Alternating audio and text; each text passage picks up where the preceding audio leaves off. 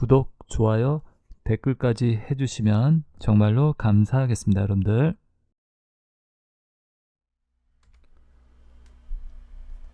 자, 여러분들 커말 1급 2과목 스프레드시트 핵심 정리 문제 풀어볼게요. 자, 문제 한번 읽어보겠습니다. 1번부터 다음 중 피벗 테이블에 대한 설명으로 옳지 않은 것은 이렇게 나와 있죠. 피벗 테이블에 대한 설명으로 옳지 않은 것이요. 자, 그래서 피벗 테이블 보면요. 1번 피벗 테이블 보고서에서 작성한 후 원본 데이터를 수정하면, 자, 원본 데이터를 수정을 하게 되면 피벗 테이블 보고서도 자동으로 반영이 된다. 자, 이게 틀린 겁니다. 옳지 않은 거. 자, 여러분들이 알아두셔야 할 게, 이 피벗 테이블을 만들 때 쓰는 원본 데이터를 변경을 한다고 해서 피벗 테이블 보고서에 있는 데이터가 변경이 된다, 안 된다? 되지 않는다라는 거. 자, 그래서 피벗 테이블을 만들어 보면 피벗 테이블이 이렇게 생겼어요. 제가 보여드릴게요, 여러분들. 피벗 테이블 여기 보이세요? 이게 피벗 테이블이에요. 피벗 테이블, 그죠? 자, 피벗 테이블 여기는 여기 행 보이시죠? 행에 학년과 반이 있죠. 여기 학년 반, 이 행 부분을, 이 부분을 행이라고 그러죠. 학년이 있고 반이 있고, 열에는 뭐가 있다? 열에는 성별이 있어요. 남자, 여자 이렇게. 값에는 출석수에 대한 평균을 구했고, 학생 수에 대해서 이렇게 학생 수, 그죠? 개수가 나와 있겠죠. 자, 이런 것들을 갖다 바로 이렇게 하나의 표로 만든 게 바로 피벗 테이블이다 라고 이해하시면 되겠죠. 데이터를 이렇게 요약하고 분석해 놓은 표다. 자, 그래서 한마디로 이게 보고서겠죠. 어떤 요약 보고서. 자, 그래서 내가 이제 이렇게 보고서를 갖다가 만들었다. 근데 그 원본 데이터를 수정했다. 그런다고 보고서가 자동으로 반영된다? 안 되는 거죠. 자, 내가 사장님한테 결제를 올렸어요. 보고서를. 근데 내가 그 원본 데이터를 바꿨어요. 그런다고 사장님한테 올라간 그 보고서의 내용이 바뀐다? 바뀌지는 않겠죠. 자, 그래서 그렇게 개념을 이해하시면 되겠죠. 그래서 피벗 테이블 이렇게 1번이 틀렸다는 거. 아, 자동 반영이 안 되는구나 라고요. 두 번째 보시면요. 이게 이제 다 나머지 2번, 3번, 4번은 다 옳은 거겠죠, 여러분들. 자, 그래서 피벗 테이블 필드 목록에서 보고서에 추가할 필드 선택 시 데이터 형식이 텍스트이거나 논리값인 필드를 선택하여 행 레이블에 추가한다. 자, 그래서 아까 행 레이블이라는 거 있었죠, 여러분들? 자, 다시 한번 보여드리면 행 레이블 여기죠. 학년 반. 자, 학년 반 이렇게 행 레이블에 이렇게 추가할 수 있다. 뭐 텍스트 값이나 논리 값이나 또는 뭐 숫자가 들어있다고 해서 숫자 데이터 형식이라고 해서 못 넣는 건 아니에요. 자, 그래서 이렇게 집어넣을 수 있다. 그 말이겠죠. 자, 그 다음에 보시면 값 영역에 추가된 필드가 2개 이상이면, 값 영역 있죠. 값 영역에 필드가 2개 이상이면 지금 출석수랑 학생수 2개의 필드가 추가가 돼 있죠. 그러면 이 시그마 값 필드가 열 레이블, 여기 열 레이블 보이세요? 열 레이블 또는 행 레이블에 추가가 된다. 지금 열 레이블에 추가돼 있죠. 이 시그마 값이요. 자, 그래서 이걸 갖다가 이렇게 2개를 했을 때, 이렇게 2개의 항목을 갖다가 놓았을 때 이렇게 시그마 값이 표시가 된다. 행이나 또는 열 방향에. 자, 이게 하나일 때는 표시된다, 안 된다? 제가 학생을 끌어다 놔볼게요. 보이시죠? 시그마 값이 없죠. 자, 그래서 아까처럼 출석수를 끌어다 놨을 때 뭐가 된다, 여러분들? 이렇게 2개를 끌어놨을 때 이렇게 값이 표시가 된다는 얘기죠. 자, 아시겠습니까? 자, 그래서 요 내용이죠. 2번. 자, 그리고 요 값은 열 방향으로 되는데 이걸 갖다 행 방향으로 끌어다 놓는다. 그러면 이렇게 행 방향, 이쪽 방향으로 이렇게 들어가는 거죠. 값 부분이. 자, 그래서 행열 방향으로 값을 갖다 이렇게 옮길 수도 있겠죠. 자, 그리고 한번 볼게요. 열 레이블, 행 레이블 단추를 클릭하여 데이터 필터나 값 필터를 설정할 수 있다. 자, 여기서 보면 열 레이블, 행 레이블 단추라는 게 이거를 얘기하는 거예요. 여기 누르시면 이렇게 필터라고 있죠. 값 필터. 이렇게 필터링 할 수 있는, 또 성별 보면 여기도 마찬가지로 값 필터가 나오죠. 자, 이렇게 필터링을 할 수 있다는 얘기죠. 행열 단추를 이용해서 뭐 한다, 여러분들? 레이블 필터나 값 필터를 갖다가 값 필터를 갖다 설정할 수 있다. 또 정렬도 가능하고요. 자, 그래서 2번, 3번, 4번은 이렇게 뭐에 대한 피벗 테이블에 대한 설명이다. 그래서 이렇게 알아두시면 되겠고, 여러분들이 요거 피벗 테이블에서 원본 데이터 변경되면 자동으로 변경 안 된다라는 거, 이거를 갖다 변경시키려면요, 피벗 테이블 옵션에서요, 세로 고침이라는 걸 해야 한다. 세로 고침 해줘야 한다라는 거 이렇게 기억해 주시고. 자, 그래서 1번의 답은 1번입니다. 자, 그리고 여러분들이 이러한 두 번째 과목, 이 스프레드시트, 엑셀과 관련된 내용들은요, 여러분들이 실습을 통해서 조금 먼저 실습을 통해서 실기를 통해서 알아보는 게 좋습니다. 필기 내용을 이해하기가 쉬우세요. 내가 피벗 테이블이라는 걸 한번 만들어 보고 뭐 부분합이라는 것도 만들어 보고 이렇게 만들어 보시면 어떻다 이런 내용들이 훨씬 이해가 쉽습니다. 아시겠죠? 그래서 제 채널에 보시면 커말 2급 실기라고 있는데요. 거기 실기 가셔가지고 여러분들이 분석 작업들 뭐 피벗 테이블이라든지 부분합이라든지 그런 것들 한 번씩 이렇게 간단하게 보시고 이렇게 필기를 갖다 한번 보시면 훨씬 도움이 많이 되세요. 그 다음에 2번 있죠. 자, 2번 문제 보시면요. 아래 그림과 같이 설정한 상태에서 매크로 기록 잠시만요. 요거 좀 지우고요.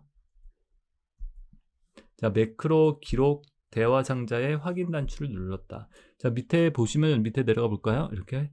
자, 매크로 기록이라고 있죠. 매크로라는 게 뭐죠? 여러분들 매크로라는 것은 어떠한 작업들을 갖다 기록해 놓고 사용할 수 있게 해주는 게 매크로 기록이라고 그러죠. 자, 그래서 우리가 어떤 작업들을 기록을 해 놓고 그죠? 매크로는 뭐 하는 거다? 내가 엑셀에서 행해지는 이러한 작업들을 기록을 해놓고 어떠한 단축키라든지 또는 어떠한 버튼, 도형 이런 걸 눌렀을 때 실행되도록 하는 게 뭐다? 매크로다. 어떤 자동화 기능이다라고 얘기도 하겠죠. 자동으로 작업을 실행을 시켜주니까요. 자, 그래서 확인 단추를 이렇게 눌렀대요. 매크로 이름 서식 이렇게 돼 있고요. 자, 확인 단추를 누른다면 그럼 매크로가 기록이 된다는 거죠. 그러니까 내가 하는 작업들이 이제 기록이 된다 이런 뜻이겠죠. 자, 보시면 그래서 AR2부터 AR6 자, AR2부터 AR6이라고 그러면 여기서부터 여기까지죠. AR2부터 AR6까지 이 부분이요. 자, 이 부분에 대해서 글꼴 스타일 굵게 지정했다. 이 글꼴을 갖다가 굵게 지정했대요. 이 부분을요. 그리고 기록 중지를 눌러 뭐 한다? 기록 중지라는 거 이렇게 요 매크로 기록이라는 걸 갖다가 여기 확인 누르시면 매크로 중지라고 나옵니다. 자, 그래서 이 기록 중지를 눌러서 서식 매크로라는 걸 갖다가 완료를 했다. 자, 그 다음 매크로 작성 후 C열 1셀을 선택하고 서식 매크로를 실행한 결과로 옳은 것은 자, 그래서 내가 매크로를 실행한 결과로 옳은 거래요. 서식이란 매크로를. 자, 이 매크로는 어떠한 작업을 했죠, 여러분들? AR 2행부터 AR 6행까지 뭐다? 굵게, 글씨체를 굵게 지정하는 이러한 작업을 했습니다. 자, 근데 여기서 C열 1셀을 클릭하고, 그죠? C열 1셀을 갖다 이렇게 클릭하라고 그랬죠? C열 1셀을 클릭하고, 여기를 클릭하고, 아까는 여기 클릭했죠? 이번에는 여기를 클릭하고, 서식이라는 매크로를 갖다 실행을 해봐라. 그러면 어떻게 된다, 여러분들? 자, 상대 참조 기록이라고 보이세요? 자, 이 매크로는 지금 상대 참조로 기록을 한 거예요. 상대 참조라는 게 뭐죠? 상대적. 이건 뭐다? 변한다는 뜻이에요. 우리 상대평가, 절대평가 그러죠? 절대평가라는 건 뭐죠, 여러분들? 내가 100점 만점에 70점 이상이 되면 합격이 된다. 이거는 이제 절대평가죠. 절대 점수가 딱 있는 거죠. 70점만 넘으면 돼. 이렇게. 상대평가는요, 그러니까 절대는 변하지 않는 것. 그죠? 고정되는 것. 고정. 상대평가는 변하는 거예요. 그러니까 내가 80점을 맞았다고 해도 상대방이 90점 맞으면 나는 이제 못하는 게 되는 거죠. 그런 것들이 이제 뭐다? 상대평가라고 얘기하는 거죠. 상대적이다라고요. 그죠? 자, 그래서 상대평가, 상대참조, 절대참조. 상대참조는 위치에 따라서 참조, 셀 주소값이 변하는 걸 갖다 상대참조. 절대참조는 셀 주소와 관계없이 고정을 시키는 거죠. 자, 이건 상대참조니까 여기서 이렇게 C열 1로 바꿨으면 이 부분을 갖다가 참조를 한다는 얘기겠죠. 자, 그래서 C열 2부터 C열 6까지의 글꼴 스타일을 어떻게 굵게 지정을 한다라는 얘기입니다. 그래서 2번의 답은 몇 번? 3번이죠.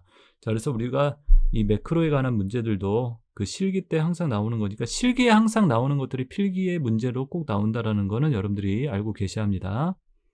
그래서 2번의 답은 3번 매크로에 관한 문제 이렇게.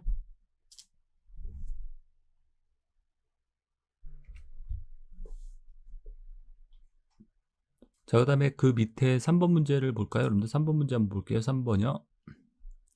자, 3번은 아래 그림과 같은 시나리오 요약 보고서에 대한 설명으로 옳지 않은 거 그랬죠? 자, 시나리오 요약 보고서에 대한 설명으로 옳지 않은 거를 이렇게 물어보는 문제죠. 3번 문제. 자, 시나리오라는 게 뭐죠? 여러분들 시나리오 이렇게 돼 있죠? 시나리오. 시나리오라는 것은 어떤 가상의 상황을 만들어 놓고 결과값을 예측하는 도구예요. 알겠죠? 시나리오를 우리 만든다라고 그러죠? 어떤 가상의 상황에 따른 뭐를 결과값을 예측. 그걸 갖다 뭐라고 그런다? 시나리오라고 얘기를 한다. 자, 그래서 여기 보시면 이제 변경 셀이라고 돼 있죠. 이 세 개의 셀 값이 변경이 된다라고 그랬네요. 냉장고 판매, 세탁기 판매, C열 5셀 이렇게 돼 있죠. 자, 이거는 이게 셀 주소죠, 여러분들. 셀 주소가 이렇게 나오죠. 이름이 나오는 게 아니라 이거는 셀 이름 정의를 안 해서 그런 거겠죠. 그래서 현재 2%, 3%, 5%라고 돼 있죠.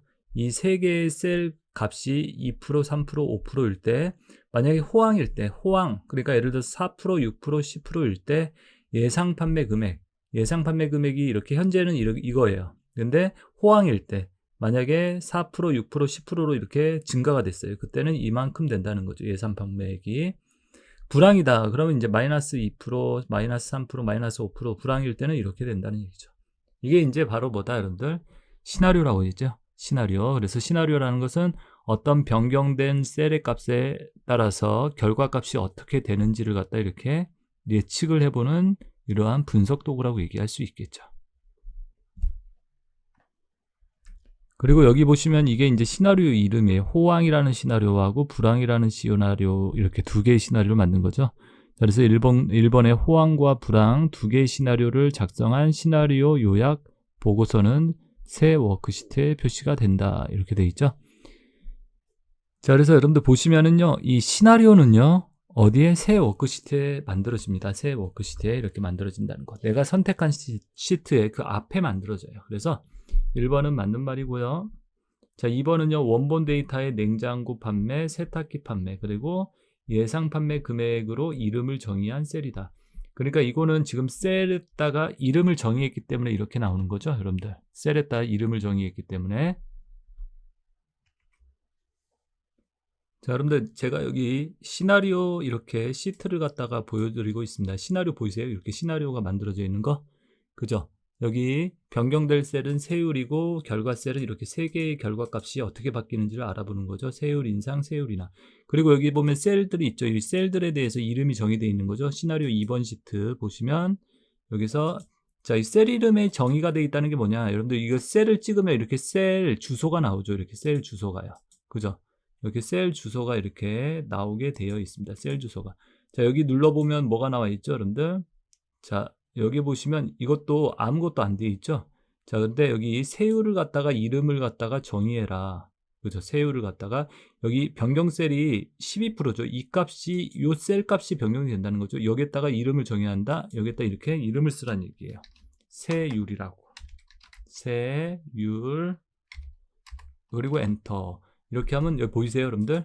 이 셀에 세율이라고 이름을 갖다 만들어 준 거예요. 이걸 갖다가 셀 이름 정의한다라고 얘기합니다. 그러니까 아까 시나리오에서 여기 12%라고 들어가 있는 요 셀이 이제 요 이름으로 뭐 한다? 정의가 된 거예요. 그래서 만약에 이름 정의를 안 하잖아요. 그럼 뭐가 나온다? 셀 주소가 나오는 거예요. 근데 아까처럼 여기 셀에다가 이름을 만들어주면 아까처럼 그 이름이 표시가 되게 돼 있습니다. 알겠죠? 그래서 이름 상자에 이 셀마다 이름을 갖다가 뭐 한다? 정의를 해준 것이다 라고 이렇게 이해하시면 되겠죠. 자, 그래서 이름을 갖다가 뭐 소개 1월, 1월, 2월, 3월 해가지고 이렇게 세 군데를 갖다가 이렇게 정의를 갖다가 이렇게 한 거겠죠. 이 부분, 뭐 이 부분, 제가 보니까 이 부분 이렇게 세 군데를 갖다 이렇게 정의를 한 거겠죠. 자, 그래서 여러분들이 그 내용 이렇게 이름을 정의한 셀이다 라고 이 세 개가 이건 이름 정의 안 했기 때문에 이렇게 셀 주소가 나오는 거예요. 자, 그 다음에 3번 보시면요.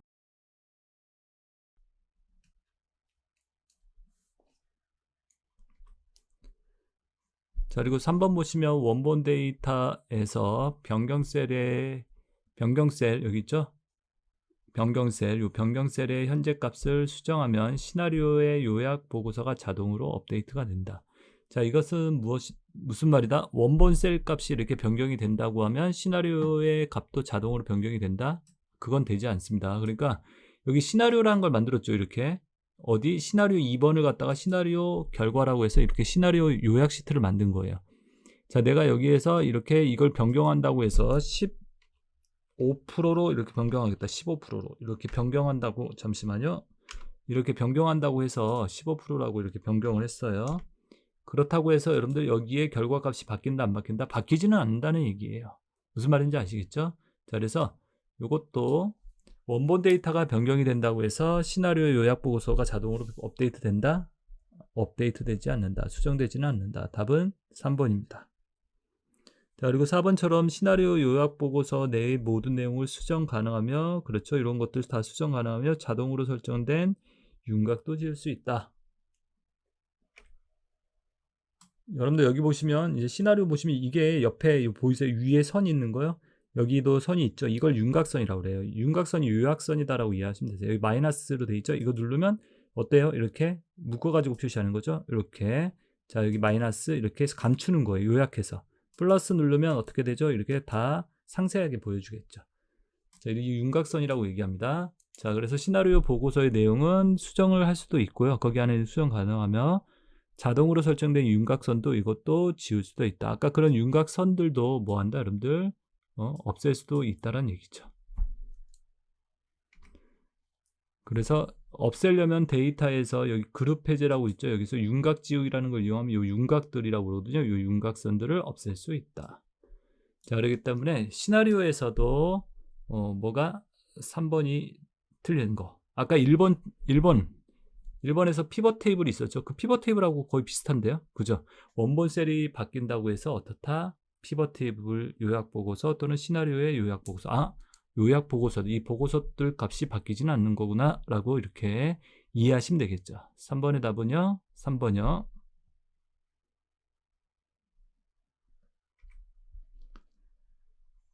자, 이제 여러분들 4번 문제 한번 볼게요. 쭉 올라가서 4번 문제요. 4번은요. 다음 중 아래의 시트에서 사원명이 두 글자이면서 실적의 전체 평균을 초과하는 데이터를 검색할 때 고급 필터의 조건으로 옳은 것은 이렇게 나와 있죠. 자, 보시면 사원명에서 뭐죠, 여러분들? 두 글자이면서 사원명이 두 글자인 거 볼까요? 여러분들 사원명이 이렇게 두 글자인 거, 그죠? 이렇게 두 글자이면서. 자, 뭐뭐이면서라는 것은 우리 뭐라고 그런다? AND라고 그러죠? AND 조건이라고 얘기해요. AND 조건. 자, AND라는 것은 뭐뭐이고라는 뜻이죠. 뭐뭐이고. 자, 그래서 두 조건 이상을 검사할 때 AND나 OR라는 조건을 쓴다라고 얘기를 합니다. AND는 뭐다? 두 개 이상의 조건을 검사할 때. 근데 AND라는 것은 여러분들 예를 들어서 국어 점수가 80점 이상이고 영어 점수가 80점 이상이면 합격이라고 하겠다. 그러니까 두 조건 다 80점이 넘어야지 나는 합격을 하겠다. 그런 것들이 AND 조건이에요. 아시겠죠, 여러분들? 그러니까 모든 조건을 검사해서 조건이 다 만족을 하면은 내가 어떠한 값을 갖다 뽑겠다 또는 실행을 하겠다. 알겠죠? 자, 이게 AND 말고 OR도 있죠. 뭐뭐이거나 또는. 그래서 예를 들어서 국어 점수가 80점 이상이거나 영어 점수가 80점 이상이면 합격이라고 하겠다. 둘 중에 하나만 만족해도 합격을 시키겠다. 이런 것들은 이제 OR라고 얘기하겠죠. 자, 이건 AND네요. 그래서 사원명이 두 글자이면서, 자, 여기 앞에가 뭐다? 첫 번째 조건이 된다는 거죠. 뭐뭐이면서 앞에가, 그 다음에 실적이 전체 실적. 이 실적 있죠. 이 실적에서 전체 평균을 구해서 그걸 초과, 그것보다 전체 평균보다 큰 데이터인지를 검사를 하라는 거죠. 그래서 뽑아라. 자, 그래서 여러분들 여기에서 조건으로, 고급 필터라는 게 뭐죠? 어떤 조건에 해당하는 데이터를 뽑는 걸 바로 고급 필터라고 얘기하죠. 자, 여기서 옳은 것은 이렇게 나와 있죠. 자, 옳은 거 보면 사원명이라고 그랬죠. 우리 고급 필터에서 첫 번째 뭐를 만들어줘야 한다? 필드명을 만들어줘야 합니다. 이렇게 필드명. 자, 그래서 사원명이라고 필드명을 써주고요. 그 다음에 자, 여기서 수식, 는으로 이렇게 수식이 시작되죠. 계산할 때 는. 그리고 여기서 자, 같다. 뭐와 같다? 물음표. 자, 물음표라는 것은 여러분들 뭐를 뜻한다? 글자 하나를 뜻하는 기호다. 글자 한 개를 뜻하는 기호예요. 그래서 뭐다? 사원명이 물음표 두 글자인 거, 두 글자와 같은 거 찾아라, 이 뜻이 되는 거예요. 자, 아시겠죠, 여러분들? 자, 그래서 이 사원명이 두 글자인 걸 찾아라. 이거 1번, 2번, 여기 3번 렌더선인데요. 렌이라는 것은 뭐냐? 랭스예요. 문자의 길이 구하는 거, 길이. 문자의 길이를 구할 때 쓰는 게 랭스, 렌. 자, 그래서 렌이 문자의 길이 구한다고 그랬죠? A열 이행에, 자, A열 이행이면 여기죠? 요 사원명의 길이가 2냐, 이렇게 물어보는 거죠, 렌. 자, 그래서 우리가 고급 필터에서 검사할 때는요, 항상 검사할 첫 번째 셀을 찍어준다라고 얘기를 합니다. 그래서 첫 번째 셀 찍고 렌 길이가 2냐. 자, 그리고 여기 이제 달러라고 들어가 있죠. 이거는 뭐라고 그런다? 열. A열, 그죠? A열 이행이라고 그러죠. 이행, 우리가 행이라고 그러죠. 열 앞에 달러가 들어있죠. 열고정이라고 그럽니다. 이 달러는 뭐를 뜻한다? 고정을 시킨다는 의미예요. 자, 그래서 여기 보시면 사원명을 고정을 시켜라. 사원명, 여기 검사할 열이 A열이죠. 그래서 사원명을 고정을 시킨다라고 이해하시면 되겠죠. 그리고 행은 고정을 안 시켰어요. 왜? 2행, 3행, 4행, 5행, 6행 내려가면서 검사를 해줘야 하기 때문에 이런 식으로 만들었죠. 수식을. 자, 근데 여러분들이 알아두셔야 할 거, 이렇게 이 값 부분 있죠. 이 밑에 부분을 값, 여기는 항목이라고 그러고 이 밑에는 값이라고 그래요. 이 값 부분에 뭐를 썼을 때 이렇게 함수를 사용하잖아요. 그러면 여기에다가 필드명을 쓰면 되지 않습니다. 알겠죠?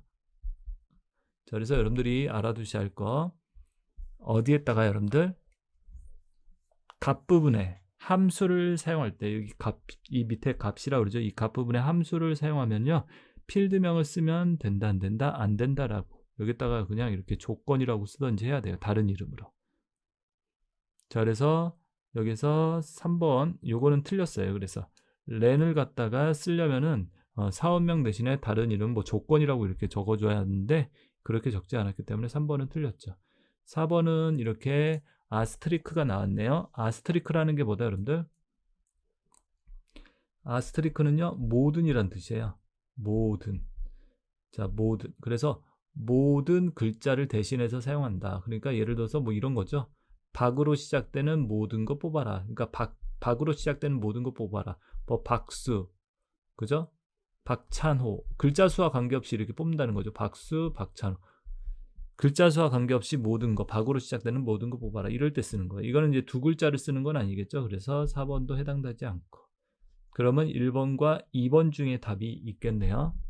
자, 그리고 여기서 보시면 이제 실적 조건 있죠. 에버러지가 뭐죠? 평균을 구할 때 쓰는 함수예요. 자, 여러분들 에버러지는 뭐라고요? 평균을 구할 때 쓰는 함수다. 어디서부터 어디까지 평균을 구해라. 그러면 자, 아까 제가 여기서 말씀드렸죠.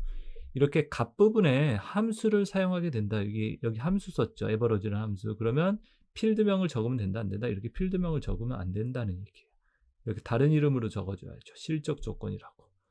그래서 답은 1번이 답이겠죠. 자, 에버러지, 평균을 구하라. 어디서부터 어디까지?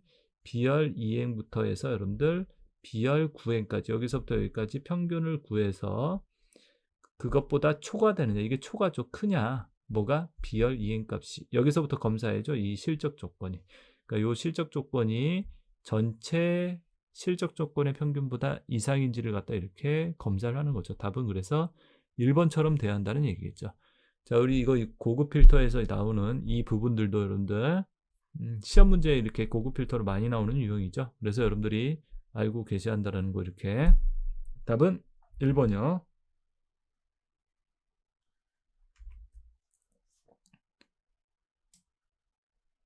자, 그리고 여러분들 한번 예제를 한번 보여드릴게요. 여기 제가 이렇게 하나 만들어 봤는데요. 자, 여기서 이름이, 그죠? 성명이 두 글자인 사람을 뽑아 볼게요. 이렇게 해서 만들었던 것처럼 성명을 복사해서 컨트롤 C, 여기서 컨트롤 V. 자, 그리고 는, 자, 이름이 두 글자, 물음표. 조금 에러가 나오죠? 자, 여러분들 이렇게 묶어 주셔야 돼요. 그리고 같다.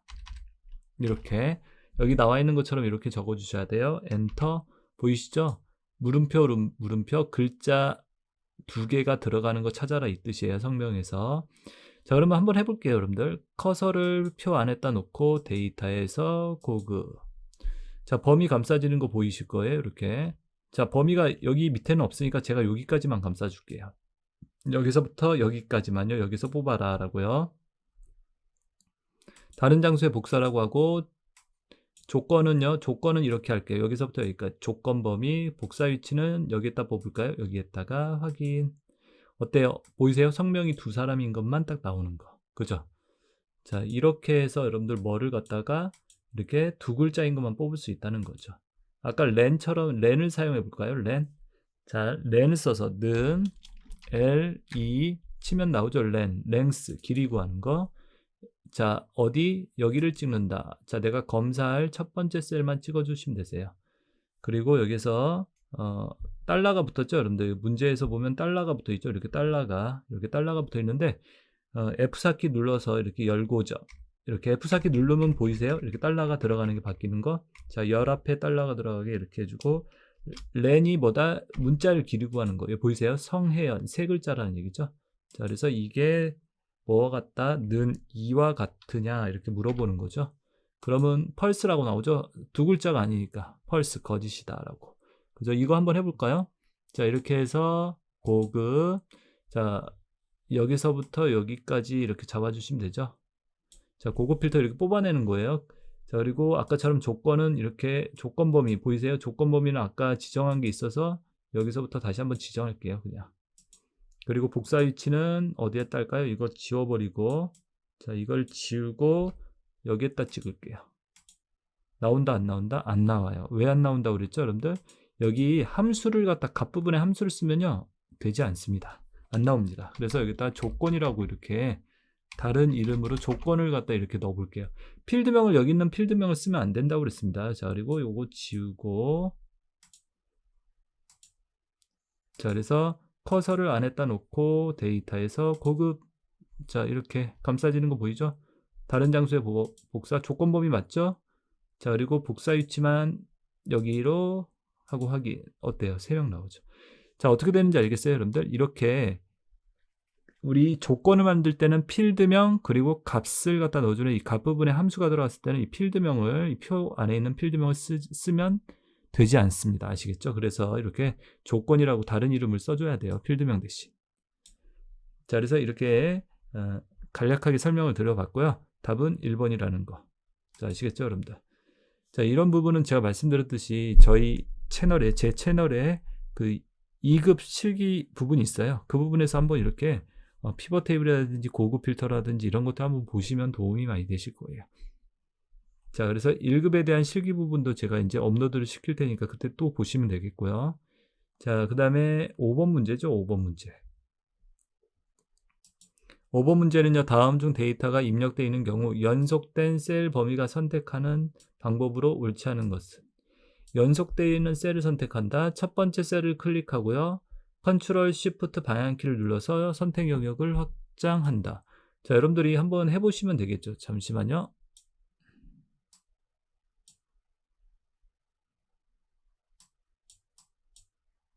여기 엑셀 시트 이렇게. 자, 제가 한번 확장해 볼까요? 여기다 놓고 컨트롤 쉬프트 누르고 방향키로. 제가 보이세요? 이렇게 제가 방향키로 지금 하고 있어요. 이렇게 선택이 된다는 얘기죠. 확장이 된다는 거. 1번 맞네요.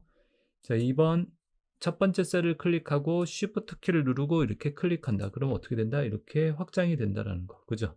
연속된 셀 범위가 이렇게 지정이 된다는 거죠. 세 번째 F8키를 누른 키로 F8키 누르고요. 방향키를 이용해서 여기 보이시죠? 이렇게 됩니다. 자, 그래서 이렇게, 그래서 F8키를 눌러서 이렇게 확장을 시킬 수도 있다. 자, 그 얘기고요.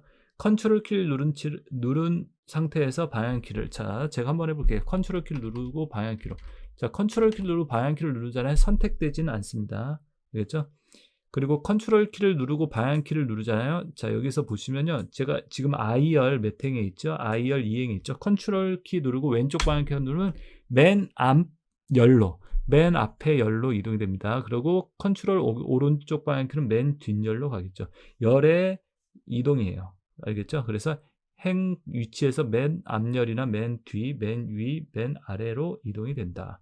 자, 그렇게 알아두시면 됐죠. 그리고 컨트롤은요, 여러분들 알아두실 게 비연속적 선택이에요. 컨트롤은 뭐 할 때 비연속적. 자, 무슨 말이다? 이렇게 띄엄, 여기 이렇게 띄엄 선택할 때 쓰는 게 뭐라고요? 비연속적 선택. 컨트롤을 이렇게 외워두시고 있으면 되겠죠. 컨트롤은 비연속적. 그래서 연속된 게 아니에요. 그죠? 연속된 말이랑은 맞지 않다는 거죠. 컨트롤이 나오면 그러니까 답은 이거 나머지 모르더라도 여러분들이 이걸 알고 있으면 답은 딱 찾아낼 수 있겠죠. 4번이 답이라는 거.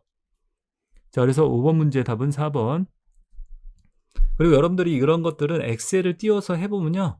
가장 어떻다 확실하게 알 수 있죠. 그리고 가장 머리에 오래 남아요. 내가 실습하는 내용들은요.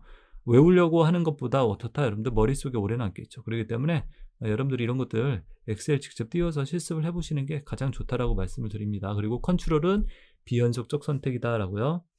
자, 6번의 다음 중 외부 데이터 가져오기 기능에 대한 설명으로 뭐한다? 옳지 않은 것은. 자, 외부 데이터 가져오기라고 돼 있죠. 자, 외부 데이터 가져오기는 엑셀에서 엑셀 이외의 데이터를 가져온다 이런 뜻이에요.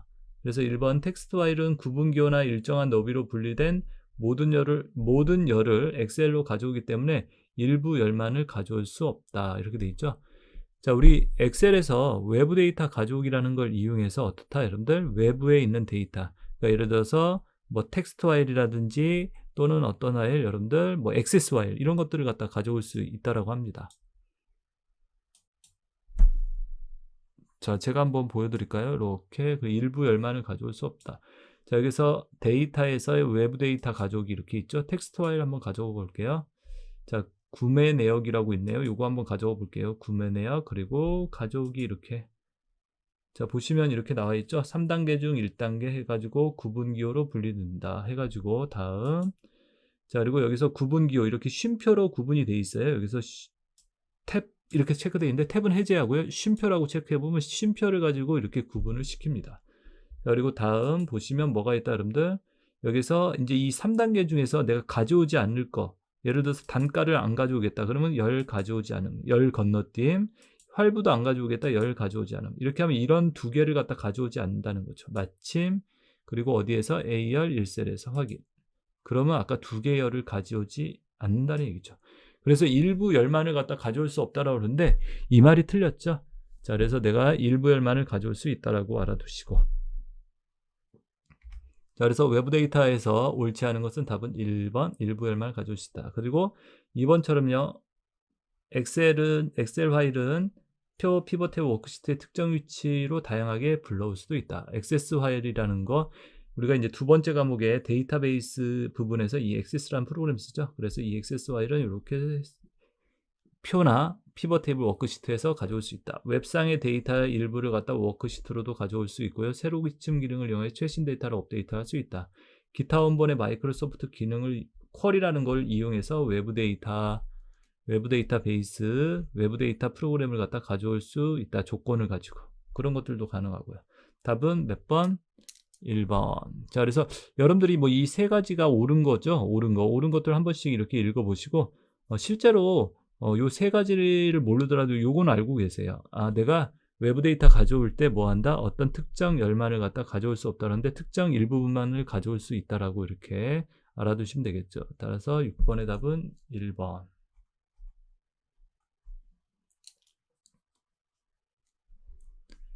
그 다음에 7번은요. 찾기 및 바꾸기 대화 상자에 대한 설명으로 옳지 않은 것은 우리 찾기 바꾸기라는 거 있죠. 찾기 바꾸기 그 대화 상자에 대한 설명으로 옳지 않은 거. 찾을 내용에 아스트리크 수정 아스트리크 바꿀 내용에 따라 아스트리크 변경 아스트리크라고 입력을 하고 바꾸기 모두 바꾸기 단추를 클릭하면 수정이라는 모든 글자를 갖다가 변경으로 이렇게 바꾼다. 자, 여러분들 이거는 뭘까요? 이 아스트리크가 이 모든이란 뜻이랬죠? 자, 그래서 이거는 수정이라는 글씨가 포함된 모든 것 찾아서 그러니까 수정이라는 그죠? 수정이라는 글자가 포함된 그죠? 글자가 포함된 모든 걸 찾아서 뭘로 바꿔라? 변경이라고 그죠?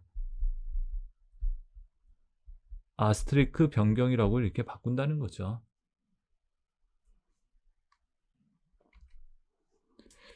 자, 여러분들 이거 한번 보여드릴까요? 자, 이거 기출문제 한번 제가 가져왔는데요.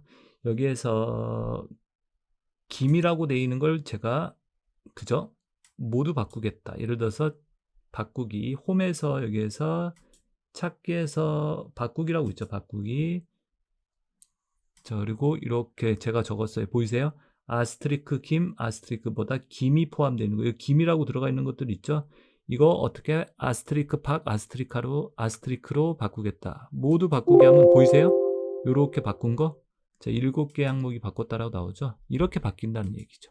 그러니까 여러분들 1번은 수정이라는 단어가 포함되어 있는, 그죠? 포함된 모든 것들 이렇게 바꿔줘야죠. 그래서 답은 1번이 틀린 거예요. 수정이라는 모든 글자를 바꾸는 게 아니라 수정이라는 글자가 포함되어 있는 거. 알겠죠? 자, 그리고 1번 틀렸고요. 이렇게 알아두시고 2번, 3번, 4번은 다 맞는 거죠. A열는 A열 1 곱하기 B열 1과 같이 수식을 검색하려면 찾는 위치를 뭘로? 수식으로 한다. 그죠? 그리고 선택한 다음에 찾을 내용에다가 뭐 한다? A열 1 그리고 여기 아스트리크 있죠. 아스트리크에다 물결을 이렇게 넣어놨죠. 자, 이 아스트리크 앞에 이 물결을 넣는 거 틸드라고 그러죠. 이 틸드를 왜 넣어놓냐? 이 아스트리크 기호 자체를 검색할 때 뭐를 넣는다? 틸드를 넣어준다는 거 이렇게 알아두세요. 이게 여러분들 모든이라는 의미로 쓰이는 검색 문자라고 그랬죠. 이 아스트리크가. 근데 나는 이걸 갖다 모든이란 뜻이 아니라 뭐로? 문자 자체로 검색하겠다. 그때 틸드를 붙여준다는 거. 자, 그래서 내가 이 아스트리크 자체를 갖다가 검색하고자 할 때는 틸드, 또 물음표도 있었죠. 물음표도 글자 하나를 뜻하는 검색 문자죠. 이것도 물음표, 이 글자 자체를 검색할 때. 자, 그래서 이렇게 된다라는 거 알아두시고, 찾을 내용과 바꿀 내용은 입력하지 않고 찾을 서식과 바꿀 서식을 설정할 수도 있다. 내용 같은 거 입력하지 않아도 서식, 어떠한 글자색을 다른 글자색으로 바꾸겠다. 그런 거 가능하고요. 4번의 셀 포인트 위치를 기준으로 앞에 위치한 데이터를 찾으려면 Shift 키. Shift 키가 뭐라고 했죠? 방향을 전환하는 키예요. 방향. 그러니까 원래는 이렇게 우리 엔터 키 치면 밑으로 내려가죠. 이렇게 밑으로. 근데 Shift 키를 누르면 어떻게 반대로 가요. 그래서 이렇게 방향 전환하는 키다라고 이렇게 알아두시면 되죠. 그러니까 위쪽으로 찾는다는 얘기죠. 7번의 답은 1번, 나머지 2, 3, 4도 이렇게 내용들 한번 봐두시고요. 자, 그 다음에 8번 나와 있죠. 8번 다음 중 엑셀에서 날짜 데이터 입력 방법에 대한 설명으로 옳지 않은 거, 틀린 거. 날짜 데이터 입력하는 거에 대한 설명으로 옳지 않은 거. 첫 번째 거 볼게요. 날짜 데이터는요, 하이픈이나 또는 슬래시를 이용해서 연, 월, 일로 구분을 한다. 자, 맞습니다. 날짜 데이터 같은 경우는 여러분들 슬래시나 하이픈을 이용해서, 자, 여기 보시죠.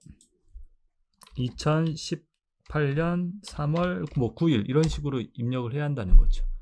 자, 이건 셀 폭이 좁아서 이렇게 나왔는데 보이시죠? 이런 식으로 하이픈 또는 슬러시. 자, 그리고 여기 보시면 연도를 생략하고 월 1만 입력하면 자동으로 현재 연도가 출력된다.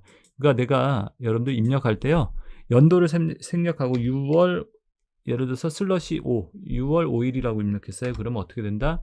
자, 보이세요? 이렇게 연도가 자동으로 들어갑니다. 2021이. 이것도 맞는 말이죠. 3번, 날짜의 연도를 두 자리로 입력할 때 연도가 30 이상이면 1900년대로 인식하고요. 그리고 29 이하 2000년대로 인식이 된다는 거. 날짜의 연도를 갖다 두 자리로 입력할 때, 자, 날짜 연도를 두 자리로 30 이상이니까 45년 5월 9일 이렇게 하면 1945년으로 인식이 된다는 거죠. 여기 볼까요? 보이시죠? 1945년 이렇게 된다는 거 아시겠죠? 자, 그래서 30 이상일 때는 뭘로? 1900년. 그죠?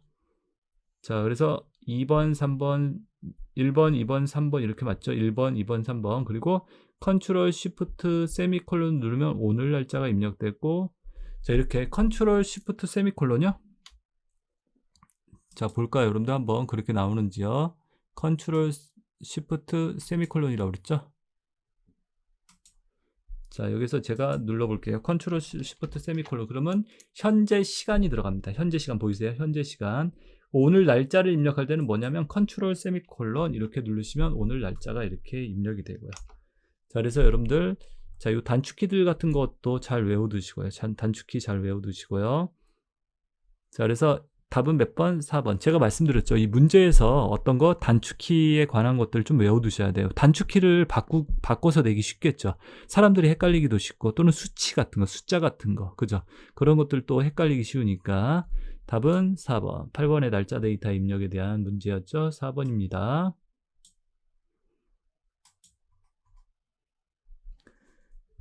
9번이죠. 이제 9번. 9번은 다음 중 아래의 차트에 대한 설명으로 옳지 않은 것은 이렇게 돼 있죠. 차트에 대한 설명으로 옳지 않은 거 이렇게 문제가 나와 있는데요. 자, 차트에서 보시면 자, 이게 이제 차트 제목이고 이 부분이요. 여기는 세로축, 그죠? 여기는 보조 세로축, 여기 데이터표 들어가 있고 이거 계열이라고 그러죠. 요 막대. 계열이 4개가 있는 거죠. 지금 꺾은 선하고 그죠? 막대 그래프 3개 있고요. 자, 그리고 1번 계열 옵션에서 간격 너비가 0%로 돼 있다. 자, 계열 옵션에서 간격 너비가 0%로 돼 있다. 계열 옵션에서요. 자, 차트를 한번 보여드릴게요. 제가. 자, 여기서 차트를 한번 보여드릴까요? 이렇게. 자, 이렇게 돼 있죠, 여러분들. 지금 차트가 이렇게 만들어져 있는데, 자, 제가 이걸 갖다가 차트를 갖다 한번 만들어 볼게요. 여기에서 여기까지 해가지고 차트를 삽입해서 자, 막대형 차트를 갖다 이렇게 만들어 볼게요. 보이세요? 이렇게 계열 옵션. 자, 이걸 계열이라고 그랬죠. 계열 클릭하시고 오른쪽 계열 서식으로 들어가 볼게요. 여기 계열 옵션에서 뭐라고 돼 있죠? 문제에서요. 계열 간격의 너비가 0%돼 있다. 간격 너비 있죠. 자, 간격 너비가 뭔지 한번 볼까요, 여러분들? 간격의 너비가 0이다. 0이면 보이세요? 자, 간격의 넓이라는 게 0이면요. 이 간격과 간격을 항목과 항목 사이의 간격 있죠. 이 사이를 갖다가 이렇게 조정하는 거예요. 이 항목과 항목 사이가 이렇게 0%라는 건 딱 붙는 거예요. 알겠죠? 이게 항목이죠. 항목 간격 너비는 여기 간격을 뭐라 본다? 얘기하는 거예요. 간격 너비. 그래서 0%라는 것은 여기를 갖다 어떻게 0%딱 붙인다는 거죠. 아까 보셨죠? 이렇게 딱 붙는 거. 자, 그래서 그 말을 얘기하는 겁니다. 자, 간격 너비는 그래서 0%로 되어 있다. 여러분들 0%로 되어 있는 거예요. 간격 너비 서로 이렇게 벌어져 있는데 0%가 아니죠. 자, 0%일 때는 붙는다고 그랬죠, 제가. 자, 그래서 여기 한번 딱 선택해서 보면 간격 너비 107, 그죠? 그리고 계열 겹치기라는 것도 한번 받으시고, 계열은 뭐죠? 이걸 계열이라고 그랬죠? 얘네들. 자, 계열 마이너스로 돼 있죠. 마이너스로 돼 있으면 벌어져 있는 거예요. 자, 그리고 0일 때는 어떻게 된다? 붙어 있는 거예요. 0 볼까요? 0이면 딱 붙고. 그럼 플러스면요 어떻게 된다? 겹치는 거. 자, 이 계열 겹치기도 여러분들이 이렇게 알아두셔야 합니다. 계열 겹치기가 뭐다? 말 그대로 계열을 겹치는 거. 자, 그래서 이 부분은 답은 1번이죠. 1번 0%로 돼 있다. 0이면 붙는다고 그랬어요. 0이 아니라 뭐다, 여러분들? 이렇게 플러스로 벌어져 있는 거죠. 플러스 돼 있다라는 거 이렇게 아까 보여드렸죠.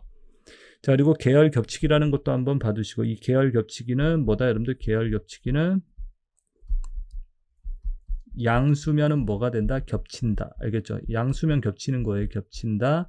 음수면 벌어진다. 알겠죠? 이렇게 알아두시고. 그 다음에 1번이 그래서 옳지 않은 거고, 2번 법내 표지 없이 데이터표. 이게 법내 표지가 뭐냐면 이런 걸 법내 표지라고 그래요. 요 앞에 계열을 나타내는 아이콘들 있죠. 이게 법내 표지가 없는 거죠, 지금. 자, 1월, 2월, 3월 계열에 5차 막대가 표시되어 있다. 요 조그맣게 되어 있는 걸 5차 막대라고 얘기해요. 1분기 합계 계열은 보조축. 자, 어떤 게 요거 꺾은 선으로 되어 있는 거 있죠. 이게 이제 보조축으로 되어 있는 거죠. 1분기 합계가. 자, 그래서 우리가 이제 이렇게 꺾은 선을 갖다 어떻게 보조축으로 빼놓죠. 통상적으로 데이터 값 차이가 많이 날 때 이렇게 보조축을 만들어 쓰죠. 자, 그래서 답은 1번의 간격 너비라는 거 0이 아니라 어떻다? 0보다 이렇게 0이면 붙어 있는 상태고 이건 벌어져 있는 상태죠. 뭐 100 정도 이렇게 벌어져 있다라고 생각하시면 되세요. 자, 그래서 9번의 답은 몇 번이요? 1번. 자, 그 다음에 밑에 10번 문제 한번 볼게요. 10번. 자, 내용을 좀 깨끗이 지울게요. 10번은 다음 중 서식 코드 셀에 사용자 지정 표시 형식을 갖다가 사용자 지정 표시 형식으로 설정한 경우 입력 데이터와 표시 결과가 옳지 않은 거, 틀린 거 이렇게 나와 있죠. 자, 틀린 걸 갖다가 나타내 봐라. 그래서 서식 코드 샵하고 물음표 그 다음에 슬러시 물음표. 그럼 이건 3.75 이렇게 돼 있네요. 자, 3.75를 어떻게 여러분들? 자, 여기 이거 숫자 서식기어로 3이 여기 들어가고, 자, 이거는 뭐냐면 이 물음표도 숫자 서식기어라고 그러네요. 근데 이걸 갖다 뭐 한다? 분수로 표시하는 거예요. 0.75를 어떻게? 분수로. 그래서 4분의 4. 자, 그리고 0,00 샵 이렇게 돼 있죠. 그리고 컴마. 이 컴마가 뭐라고 그랬죠? 이 컴마를 갖다 천단위 구분기호라고 그랬죠. 천단위 구분기호. 천단위마다 뭐 한다? 컴마 찍을 때. 자, 그래서 0,00 샵 이렇게 돼 있죠. 여기 천단위마다 컴마 찍어라. 근데 여기 천단위마다 컴마 찍으라 그러는데 혼자 썼죠. 그러면 어떻게 된다? 천단위를 갖다가 감춘다는 거예요. 천단위 감추고 이거 반올림 시킵니다. 그러니까 마이너스 7 이렇게 된다는 거예요. 그죠? 마이너스 7 하고 뭐 한다? 여러분들 00,0. 자, 앞에 00,0 들어가 있죠. 그러면 앞에 0,00 하고 7이 이렇게 나오겠죠. 이런 식으로. 자, 0은 뭐라고 그랬죠? 그 부분에 데이터가 있던 없던 0값을 넣는다고 그랬으니까 앞에 3개의 0이 들어간다는 거죠. 그리고 컴마는 천단위 구분기호로 뭐 한다? 뒤에 3자리를 감추고 반올림시킨다고. 그리고 여기에 이제 숫자가 7이 들어간다는 거죠. 샵은 공백 처리한다고 그랬죠. 의미 없는 0값은 표시한다 안 한다? 안 한다라는 거. 그리고 3번은요. 아스트리크 빼기 샵 컴마 샵샵 0 이렇게 돼 있죠. 자, 그리고 6789 이렇게 돼 있죠. 자, 그럼 뭐냐면 이 아스트리크 이렇게 돼 있는데 이걸 뭐냐면 이 아스트리크 다음에 오는 이 빼기 있죠. 이 빼기 기호를 갖다 채운다는 거예요. 이 셀에다가. 근데 중요한 건 이게 찍히지는 않습니다. 아스트리크가 찍히는 게 아니라 아스트리크 다음에 오는 요 빼기 있죠. 이 빼기를 갖다 이 셀의 넓이만큼 채운다. 요거는 이게 틀렸어요. 앞에 아스트리크 빼고 이렇게 썼으면 맞는 거죠. 빼기 6789 이런 식으로. 자, 그래서 답은 3번이 틀린 거고요. 옳지 않은 거. 4번처럼 이거는 뭐다? 양수일 때. 이거는 양수일 때고 여기는 음수일 때, 여기는 0값일 때. 0값일 때 표시할 거. 표시를 하는 사용자 지정 서식이죠. 마이너스 6789니까 어떻게 한다? 여러분들 이 두 번째 거 선택하겠죠. 그래서 이렇게. 자, 아래 삼각형하고 샵. 여기에 뭐 들어간다? 숫자 들어가서 찍힌다는 거죠. 6789 이런 식으로요. 자, 그래서 10번의 사용자 지정 표시 형식 답은 3번입니다. 자, 그래서 여러분들이 사용자 지정 표시 형식에 대한 것들도 시험에 자주 나오는 부분이니까 여러분들이 이런 부분에 이런 문제와 관련된 것들도 꼭 기억을 해 두셔야 한다는 거. 자, 그래서 여러분들 이번 시간에는 이렇게 10번까지 문제를 가지고 이렇게 기출문제를 가지고 내용하고 이렇게 문제를 같이 풀어봤습니다. 자, 여러분들 말씀드리는데 항상 필기가 내용이 쉬운 내용은 아니에요.